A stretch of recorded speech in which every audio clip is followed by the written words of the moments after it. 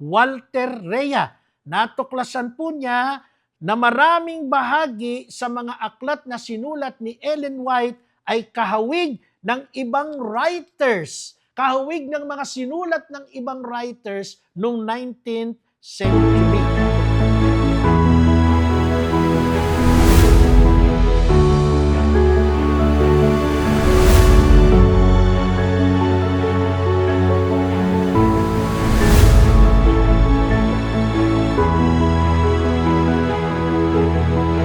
You're watching ETVN Philippines.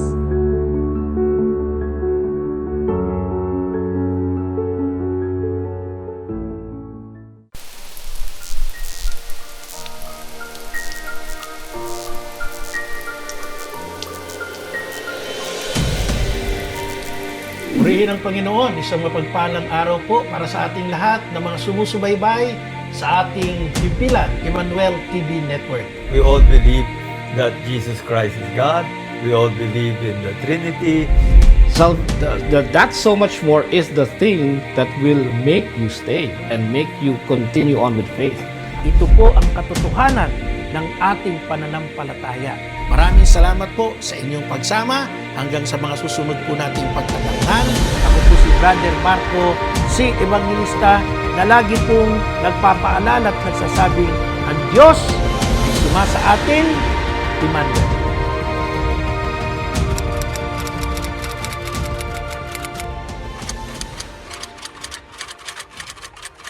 Purihin ang Panginoon. Muli, samahan po ninyo ako sa ating mga pag-aaral ng pananampalataya dito po sa ating programang Defend the Faith ng Emmanuel TV Network. Ako po si Brother Marco, si Evangelista.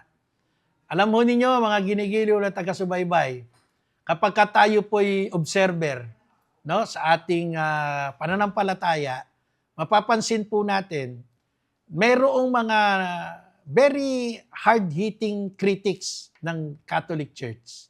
Meron din namang pasimple lang, pero sa katotohanan, dapat nating bigyan ng atensyon at pansin. Bakit? Kasi nakakapanlin lang po ng ating mga kapatid, ng ating mga kapanalig. At isa na po dyan, ang isang simbahan na meron pong pinapakilalang propeta. At ang propetang ito ay si Ellen White. Sino po ang simbahang ito o ano ang simbahang ito? Ito po yung mga Sabadista, Seventh-day Adventist. Pag-usapan natin sila. Kasi kitang-kita naman natin, bagamat hindi sila agresibo sa pananuligsa, pero sa pailalim ng mga pagtuturo, marami pong mga salungat na katotohanan. Lalong-lalo na po tungkol sa kanilang propeta daw, si Ellen White. Tingnan po natin ang malalim na historical background ni Ellen G. White upang makita po natin kung bakit marami pong mga historian at mga theologian ang nagdududa. Kasama na po ako.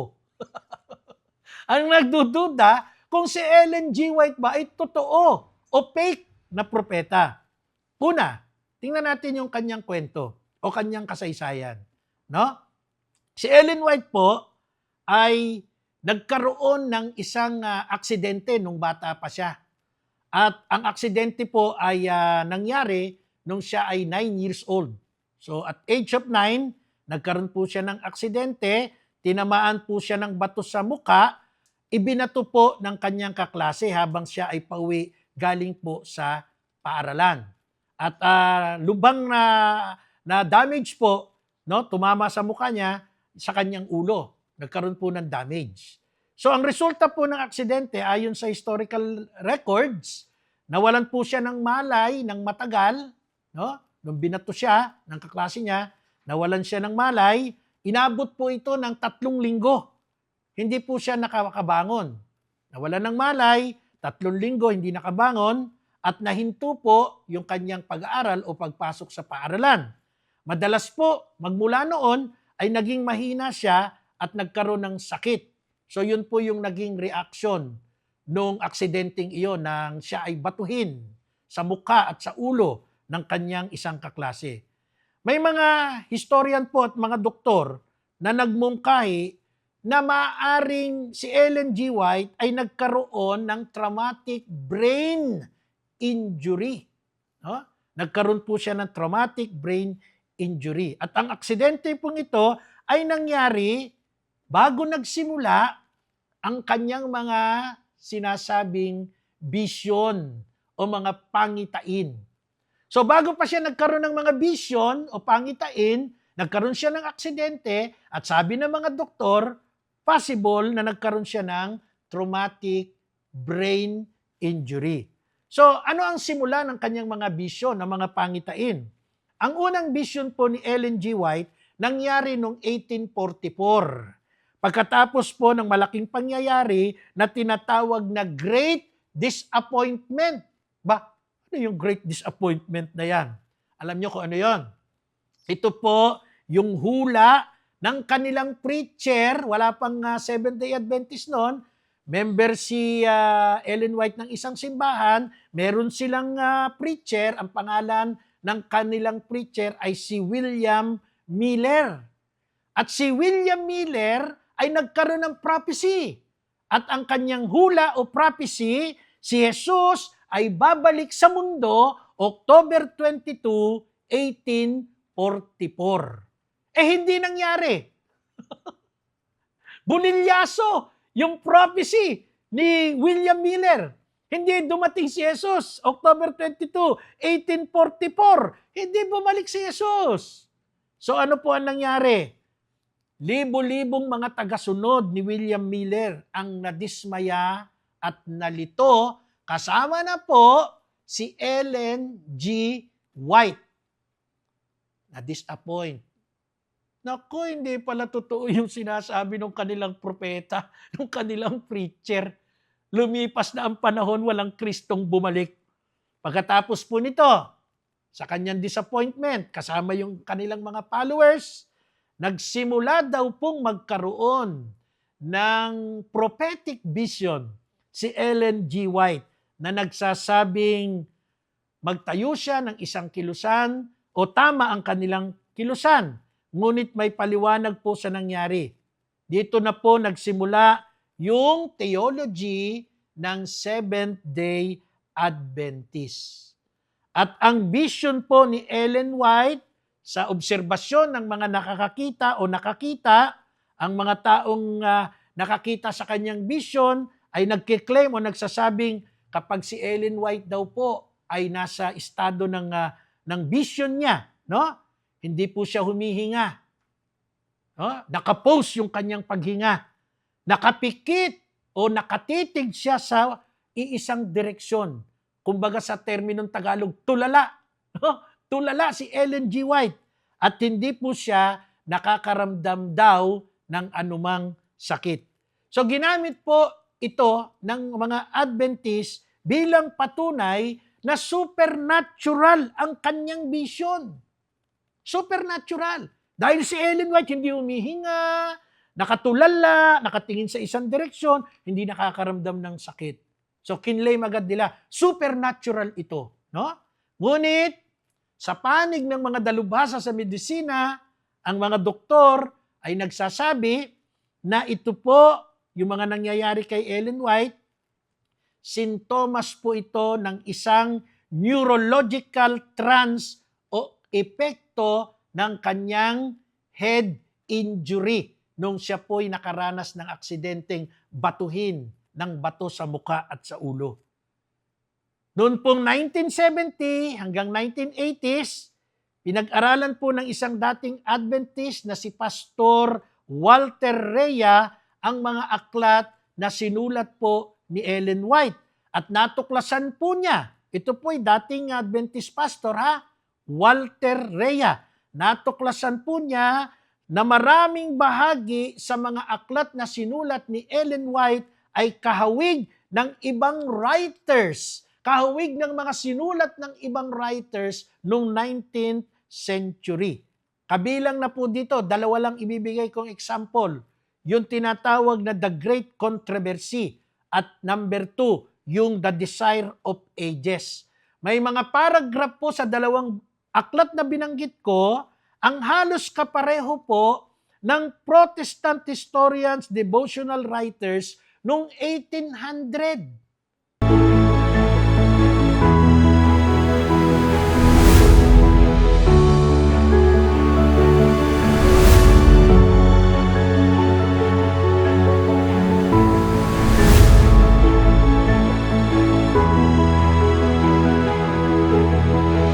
You're watching ETVN Philippines.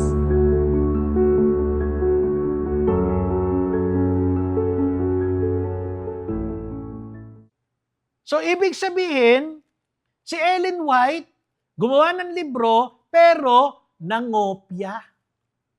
Nangopya sa mga sinulat ng mga sinaunang devotional writers.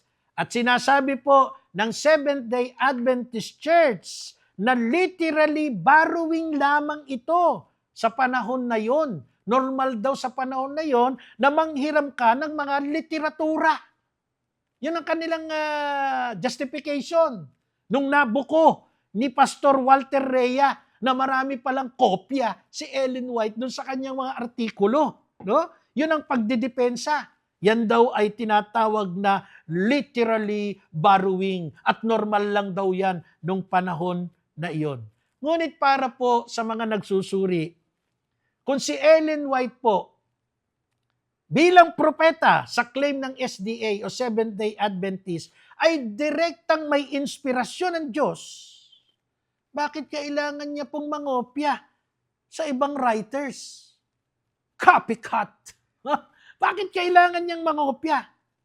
Higit sa lahat, may mga doktrinang nagmula po sa kanyang vision. Yun ang kanyang claim. May ilang doktrina ng Seventh-day Adventist Church na malakas na nakaugnay sa kanyang vision tulad ng investigative judgment noong 1844 doctrine. Sa mga ginigiliw kong taga-subaybay, dito lamang po sa bahaging ito ng ating pag-aaral sa ating programang Defend the Faith, meron na po tayong makikitang mga discrepancies. Meron na pong mga terminong kaduda-duda. No?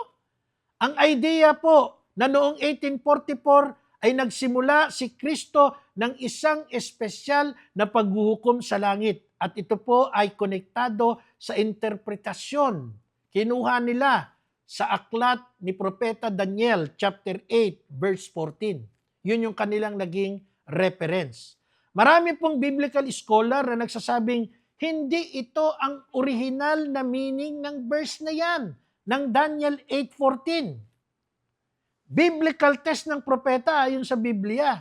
Number 1, kung may maling propesiya sa Book of Deuteronomy chapter 18 verse 22, kung hindi natupad ang sinabi ng propeta, hindi po ito galing sa Diyos.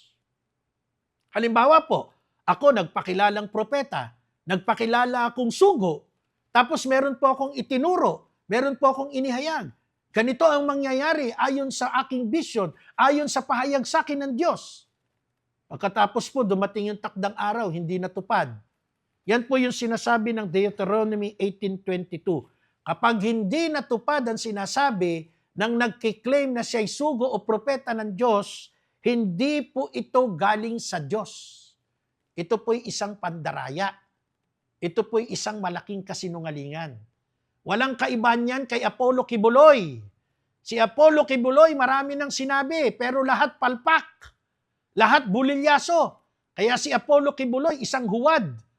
Huwad na propeta din. Si Ellen White ay ganun din. Si Miller ay ganun din. Mga huwad na propeta. Sinabi yan ng Deuteronomy chapter 18 verse 22. Tandaan po natin mga ginigiliw kong taga-subaybay, kung tunay na propeta ng Diyos, ang revelation ay galing sa Diyos, hindi po magkakamali ng mensahe ang Diyos. Hindi po magkakamali. Well-guided po yan. Kaya pag may sinabing hindi nangyari, hindi natupad, hindi po iyan sa Diyos. Honest historical conclusion po, historical fact tayo. Huwag hong masaktan ang mga kaanib ng Seventh-day Adventist. Ibinubunyag lamang po natin ang katotohanan dito. Si Ellen White po ay isang napaka-influential na religious leader. Isa siya sa nagtatag ng Seventh-day Adventist Church. Ngunit, mag-focus tayo, meron pong mga seryosong issue. Number 1, may mga propesiya po na hindi natupad. Napakahalaga po niyan. Sapagkat yan po yung sinasabi ng Deuteronomy 18:22. Pag hindi natupad, hindi yan sa Diyos. Number 2, may medical explanation na posibleng sanhi ng mga visions ni Ellen White. Kasi nagkaroon siya ng kasaysayan na siya ay nagkaroon ng brain injury. Number 3, may plagiarism controversy. Kung totoong siya ay nakakakita ng vision, kung totoong siya ay pinagpapahayagan na mensahe ng Diyos, hindi niya po kailangang mangopya sa ibang writer. Parang sa eskwela lang po yan eh. Pag ang estudyante matalino, hindi kailangang mangopya o mangodiko. Kapag nahuli kang nangungopya, kapag nahuli kang may kodiko, bawal agad yon. Ibig sabihin nun, walang laman. Hindi ka nag-review sa utak mo. And number 4, may doktrina po na hindi malinaw na tinuturo ng Biblia. Ito po ang 4 na problemang kinakaharap ni Ellen White na nag-claim na siya ay propeta. Dahil dito po, maraming historian, mga historiador, maraming theologians ang nagsasabing si Ellen White ay isa lamang religious leader. Ngunit si Ellen White ay hindi po totoong propeta according sa biblical standard. Meaning to say, si Ellen White is a religious leader pero siya po ay fake na propeta sapagkat maraming pagkakataon na nakita ito sa kanya. Meaning to say uli, ang Seventh-day Adventist ay sumusunod sa aral ng maling propeta, si Ellen G. White. Ang katotohanan ang magpapalaya sa atin. Maraming salamat po sa inyong pagsubaybay hanggang sa mga susunod po nating pagtatanghal sa ating programang Depend the Faith dito po sa Emmanuel TV Network. Ako po si Brother Marco C. Evangelista na laging nagsasabing ang Diyos ay sumasa atin, Emmanuel.